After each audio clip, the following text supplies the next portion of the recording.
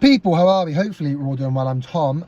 I'm really sorry. Obviously dark, awful lighting. I'm in my car again. It's raining outside. Don't know if you're picking that up.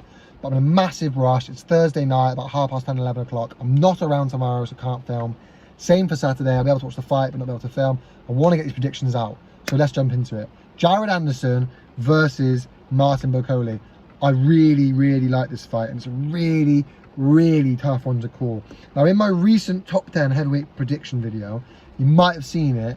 I've got Martin Bakole at number 10. I do. It's the way you doubt of Carlos Takam.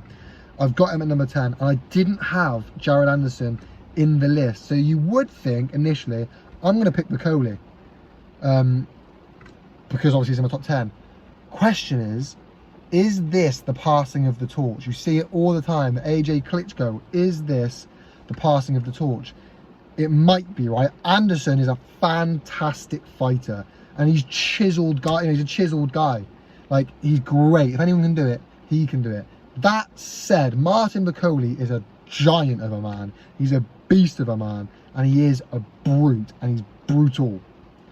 Is this too much, too soon for Jared Anderson, just like we saw with the likes of Daniel Dubois versus Joe Joyce? Too much, too soon.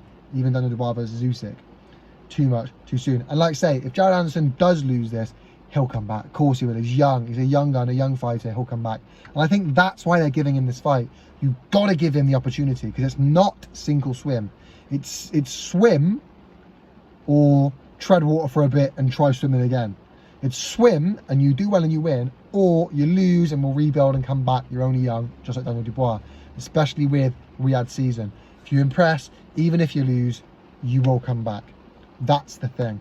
And I think that's why they're throwing him in there, because you've got the real deal and he'll win, or he'll lose, but he's a young guy and it'll come back. And I like that. The things I think will play a big part in this fight is whether Anderson lets Bakole take the front foot. If Bakole gets the front foot, we've seen it time and time again. We saw it happen against Bakole.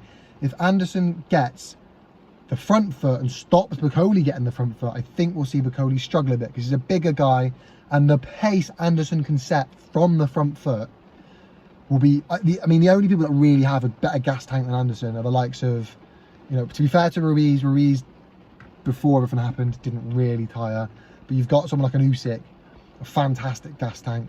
To be fair, Fury's got a great gas tank. Bakole doesn't. He's not that guy. So if Anderson can get the front foot, and Anderson can keep the front foot and stop Bakole getting the front foot and set a pace and tire him out and just box, that would be, I would recommend him doing that. That's the game plan I would set out. If Bakole gets the front foot and Bakole takes the lead, then we got a different story. Because when Bakole gets the front foot, he will just walk you down and just jab, punch and whack you. And we've seen, I don't think Anderson's defence, his ability defensively, and his head movement on the back foot is good enough against someone like a Bakole. I think he will be too big, too strong, too heavy, too hard hitting for the likes of Anderson, right? And to get to my prediction, to cut a long story short, that's the way I see it going. I think, look, Anderson will try to get the front foot, try to keep the front foot and tire him out and box his fight and use his gas tank to his advantage. But I think against a Martin Bakole, against a brute of his size, he's going to struggle. He's going to fail.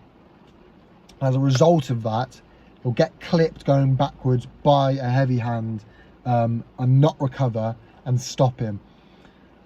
So I'm going a Martin Bakole mid-fight. So I'm going Martin Bakole stoppage, but I'm going a Martin Bakole mid-fight stoppage. I think it'll happen. I think Anderson will try and take the front foot, use his gas tank, not be able to, concede that this isn't going to go this way.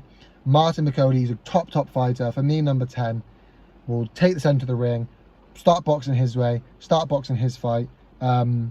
Not dance like he's not that kind of guy, but catch him with a thumping punch as he's moving back, because his head won't move, and because of that, Anderson will go down and lose by stoppage. That's my prediction, people. You let me know your thoughts in the comment section down below. Maybe I'm well off, but make sure you leave a like, comment, subscribe. Thank you so much for watching, people. You know how YouTube works. Peace.